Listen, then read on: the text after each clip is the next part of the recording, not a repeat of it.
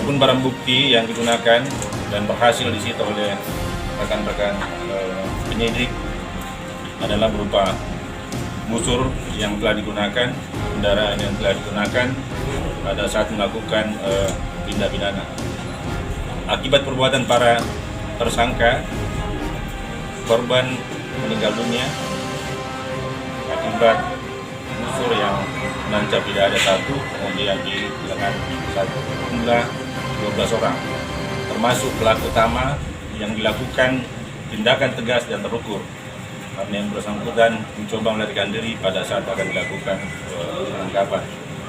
Kemudian ada 7 tersangka lagi yang masih status DPO dan sampai hari ini teman-teman di lapangan masih lakukan pengejaran.